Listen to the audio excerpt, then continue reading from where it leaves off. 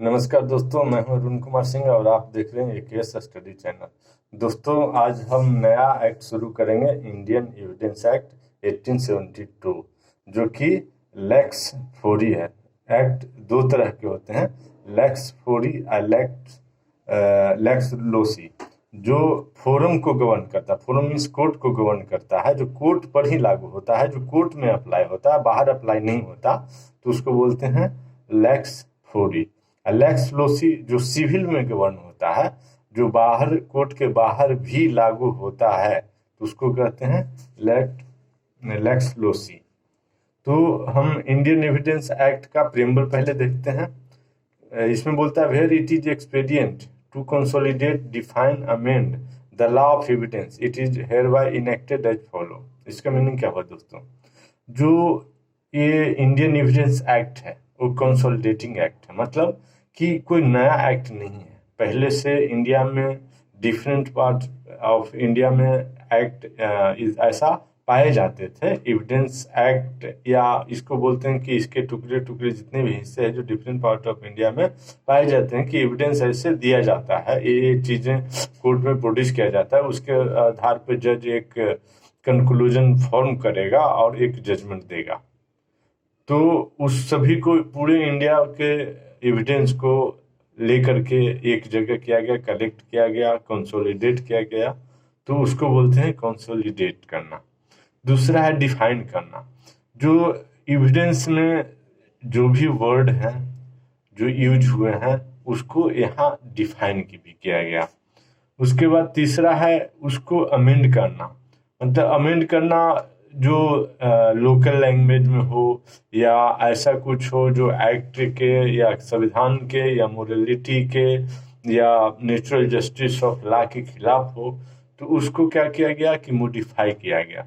तो उसको अमेंडमेंट कहते हैं कि amend the law of evidence. ये करके, इतना करके, तीन चीज करके, एक तो सारे को इकट्ठा करके जिसको बोलेंगे कंसोलिडेट किया गया एविडेंस है, जितने भी हैं एविडेंस एक्ट के जितने भी सेक्शन हैं वो पूरे इंडिया में अवेलेबल थे, तो उसको कंसोलिडेट इकट्ठा किया गया। दूसरा उसको डिफाइन किया गया, डिफाइन नहीं थे पहले तो उनको डिफाइन किया गया, फिर उनको मॉडिफाई किया गया, मतलब अमेंड किया गया, और उसके सब को ये तीनों चीजों को मिला करके एक इंडियन एविडेंस एक्ट 1872 को बनाया गया। उसके बाद है दोस्तों पार्ट 1 की रिलेवेंसी ऑफ फैक्ट, जिसमें कि पार्ट 1 है प्रिलिमिनरी। तो प्रिलिमिनरी में क्या है दोस्तों कि सेक्शन 1 है short title extent and commitment. तो शॉर्ट टाइटल क्या है? तो it is known as Indian evidence act 1872। और लॉन्ग टाइटल क्या है? तो लॉन्ग टाइटल है Indian evidence act 1872, act number 1 of 1872।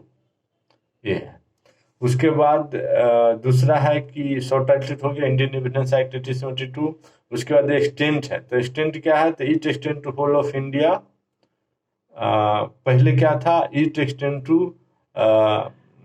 Whole India except Jammu and Kashmir. लेकिन कब से? 31 अक्टूबर 2019 से ये सारे एक्ट को, इंडिया के जितने भी एक्ट थे उसको जम्मू कश्मीर में भी लागू किया गया, और बोला गया कि it extend to whole of India, और इंक्लूडिंग जम्मू और कश्मीर आप कर सकते हैं। और इसके बाद दूसरा है इसका एक्सटेंट। तो एक्सटेंड तो होल ऑफ इंडिया हो गया, और ये किस पर लागू होता है वो भी एक्सटेंड बोलेगा। It apply to all judicial proceedings before any court, in or before any court, मतलब इन कोर्ट, कोर्ट में। तो ये क्या हो गया? लैक्स फोरी हो गया एक्ट। उसके बाद कहता है कि including court martial, court martial पे भी ये लागू होगा, except Indian air force, Indian army, Indian navy. जो इसको तीनों को आर्म्ड फोर्सेज बोलते हैं, मिलिट्री नहीं बोलते। मिलिट्री मतलब आर्मी, इसको बोलते हैं armed forces, ARMED, armed forces.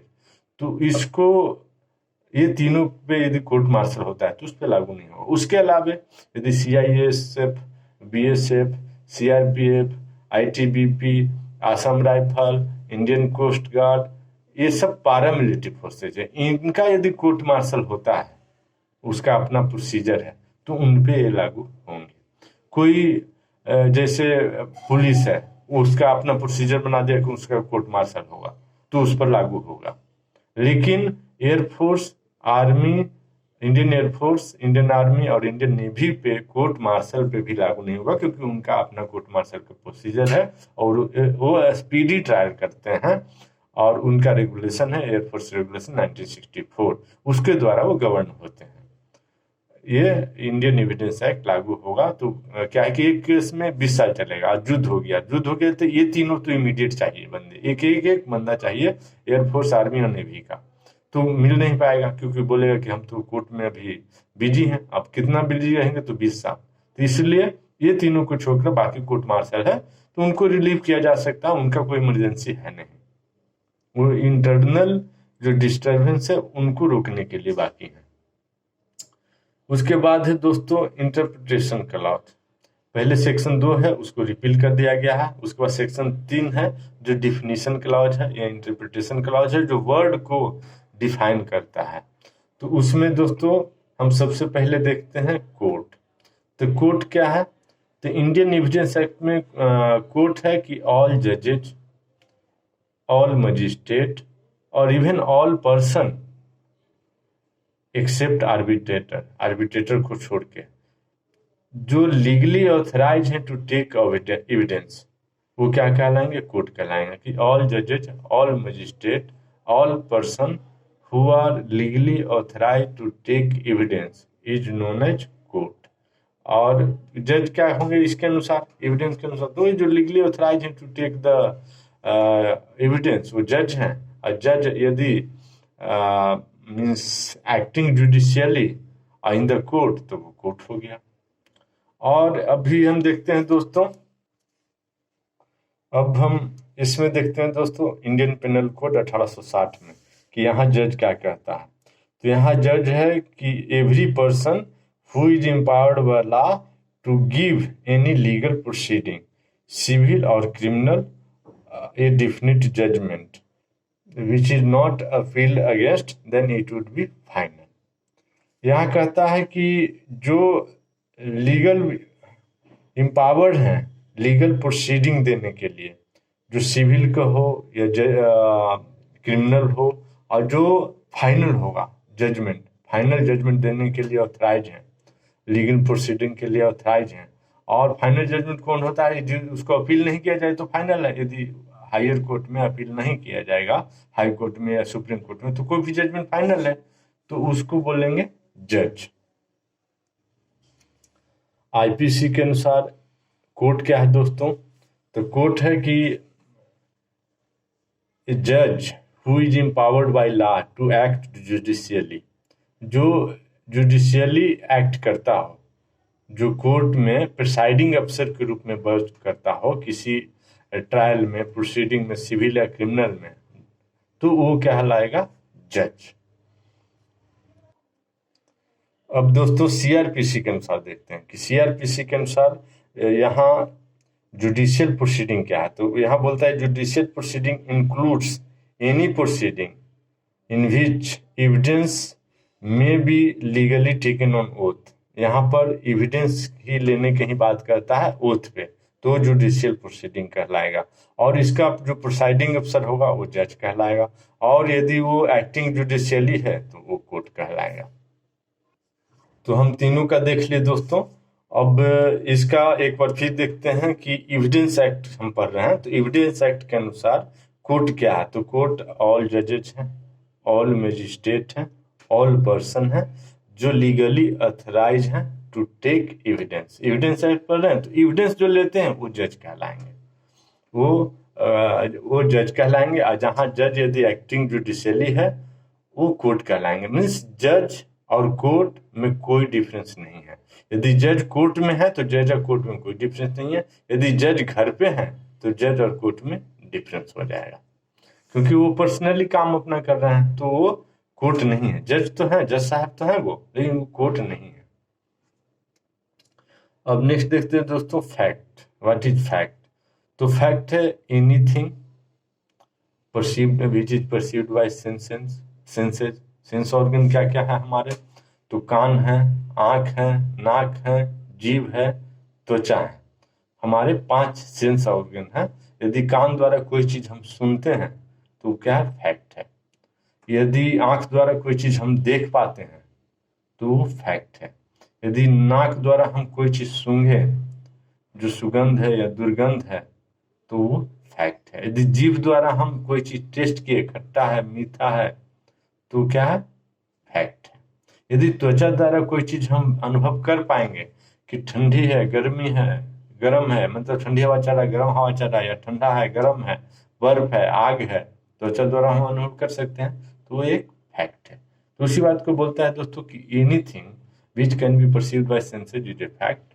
Any state of thing which can be perceived bye senses is a fact. जैसे कोई सॉलिड है, लिक्विड है, गैस है, तो वो कोई हैप्पी है, कोई दुखी है, और कोई हंस रहा है, कोई रो रहा है, किसी का मनोभाव पे, मन पे बहुत सारे चिंता का ये है, चिन्ह है, तो ये सब क्या है, स्टेट ऑफ थिंग है।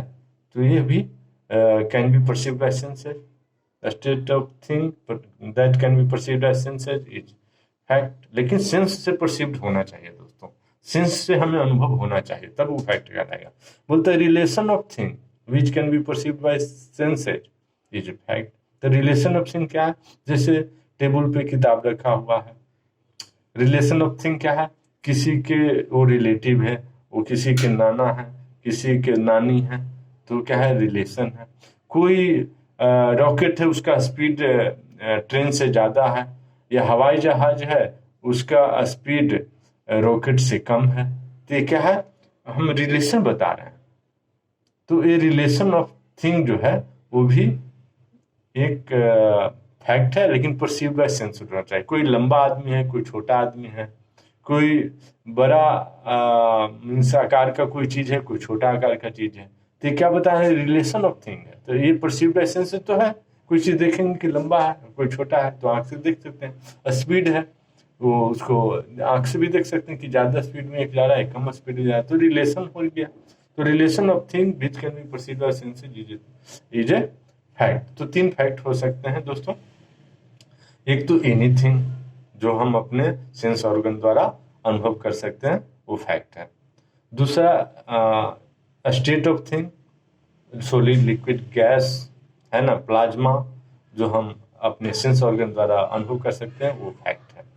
तीसरा है रिलेशन ऑफ थिंग, जो कि किसी के एक दूसरे के रिलेशन है, लंबा है, चौड़ा है, छोटा है, बौना है, स्पीड हाई स्पीड में है, स्लो स्पीड में है, स्टैटिक है, मूवमेंट कर रहा, मोशन में है, तो ये सब क्या है, रिलेशन, एक दूसरे से रिलेशन बताता है।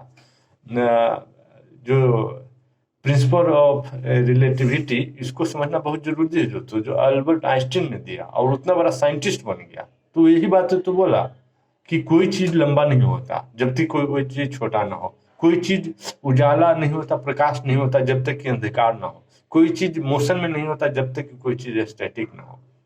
और इस बात को बहुत लोग बहुत देर से समझ पाते हैं।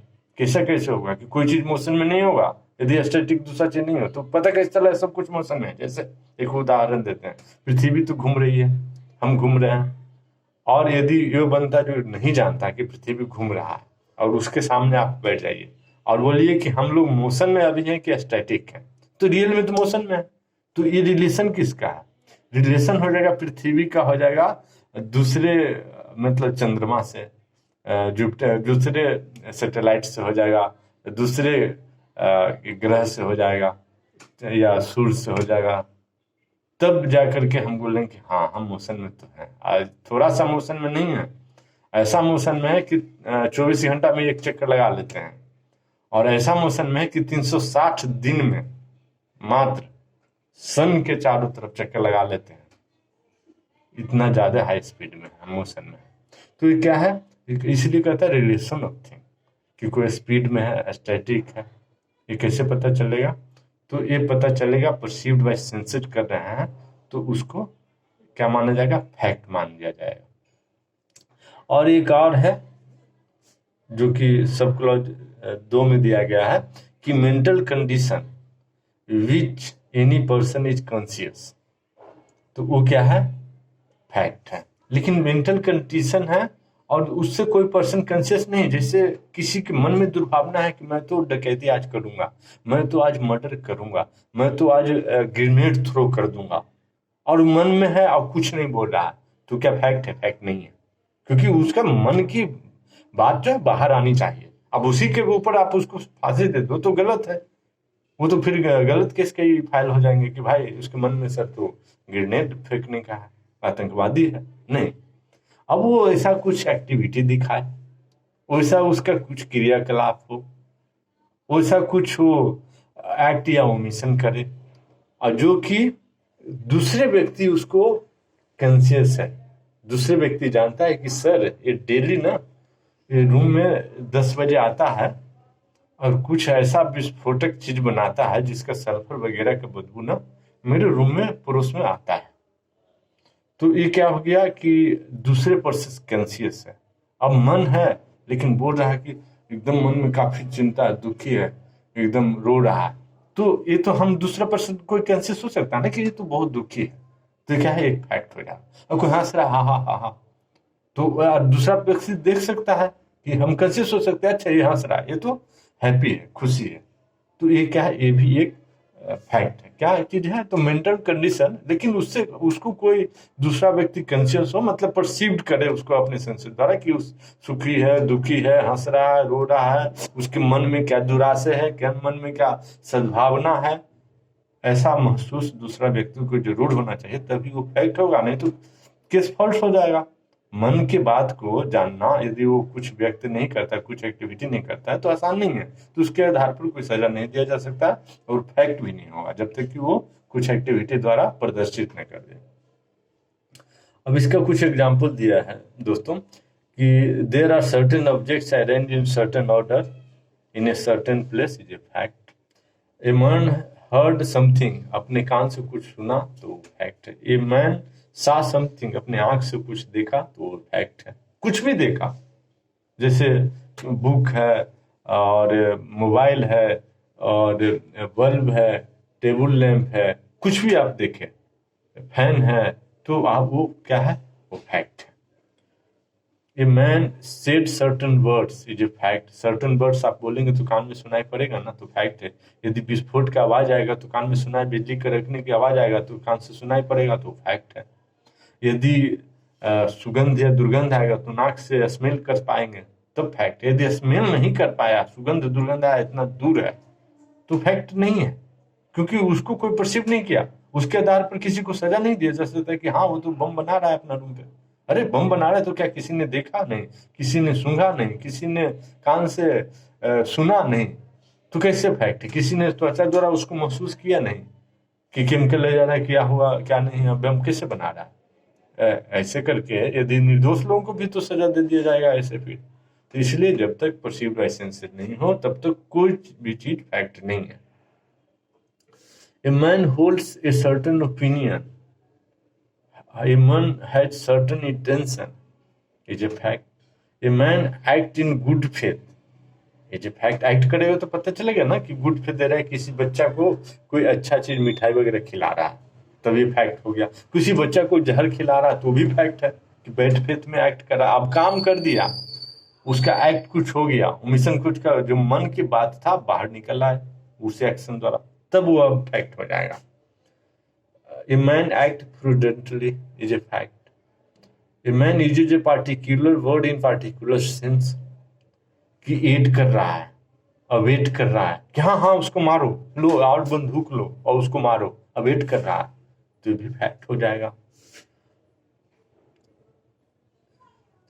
Was at a specific time conscious of a particular sensation. A man was conscious of a particular time at a specific time, conscious a particular sensation से, तो वो भी एक फैक्ट है कि हाँ वो जानता है कि चोर इधर गया, अब पुलिस को बता दिया कि नहीं सर वो तो उधर गया है उधर, अब पुलिस इधर चला गया, चोर भाग गया, तो ये भी एक फैक्ट है। अब दोस्तों, a man has a certain reputation is a fact. आप उस रिपुटेशन का हानि कीजिएगा तो आप पे केस दर्ज हो जाएगा, जैसे अरुण जेटली साहब ने कर दिया था अरविंद केजरीवाल पे। केस दर्ज, बहुत सारे नेता लोग किए केजरीवाल जी पे केस, कि सबको गाली देते थे, सबको चोर बोलते थे, सबको डकैत बोलते थे, सबको बेईमान बोलते थे, सबको डिसऑनेस्ट बोलते थे। तो भाई आप बोले हैं तो आप प्रूफ कीजिए, और नहीं तो मेरा मानहानि हुआ, रिपुटेशन तो मेरा डैमेज हुआ नहीं हुआ, तो फिर मानहानि का केस वो कर दिए। अच्छा, अब दोस्तों है कि रिलेवेंट। तो रिलेवेंट क्या है? One fact is said to be relevant to another when one fact is connected with the other fact in any ways. One fact is connected with other fact in any ways, है ना?